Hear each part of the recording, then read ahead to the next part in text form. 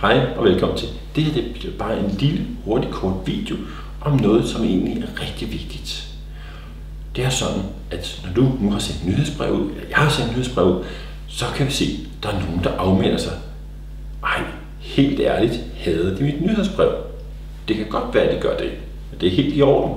Altså, hvis alle melder sig fra, så er der måske en udfordring. Men hvis det er sådan drøftvis, hist og pist, jamen, fred være med det.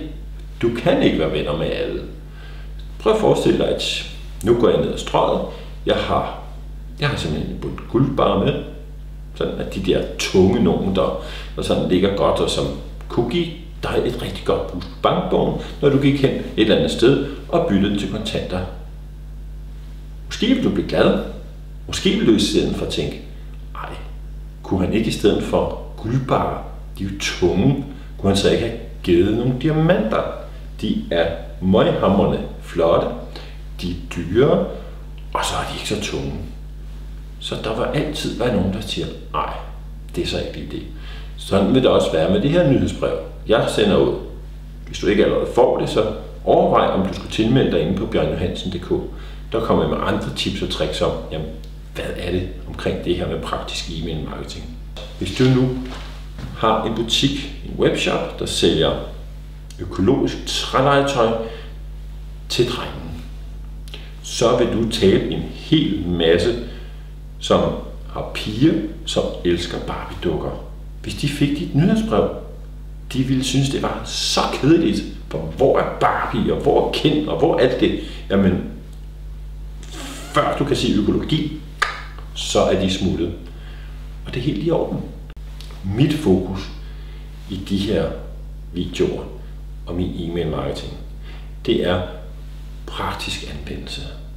Det er, jamen, hvad gør du? Hvordan gør du? Hvad er det lige, du skal være opmærksom på? Det kunne måske være meget godt lige at suse udenom det, eller måske anvende det. Det er der nogen, der vil sige, halleluja, det er det, jeg har brug for. Hvor andre siger, jamen, det var jo det, jeg lærte dengang, at som Bjørn der, han gik med ble, ikke? Så dem vil jeg ikke kunne fange. Det er også noget med at kende, jamen, hvem er det? Hvem er det, du gerne vil snakke med? Hvem er det, du gerne vil henvende dig til? Og jeg henvender mig i højere grad til dem, som nok er i starten af det her med e-mail marketing.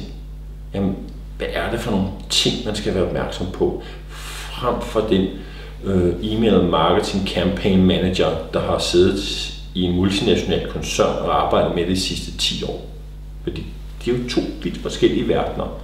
Så at, ja igen, jeg kan ikke tilgodese begge dele. Et andet sted, du måske også kan se en manglende interesse i dine produkter, i dit hjertes blod, det er, nu har du lavet det her fine nyhedsbrev, du har sendt det ud, først er der nogen, der ikke åbner. Nej, manglende interesse. Det kan også være, at de har en stor mailbox, så de ikke ser den, men så åbner de, men de klikker ikke. Suk. Fat mod og have det et eller andet sted okay med, at jamen, du vil jo alligevel ikke få sagt noget til dem, hvis de sværger til Barbie og Ken og Wii og ja, hvad de nu ellers alt sammen hedder, de der alle dejlige ting. Så bare giv dem gas og have en god dag.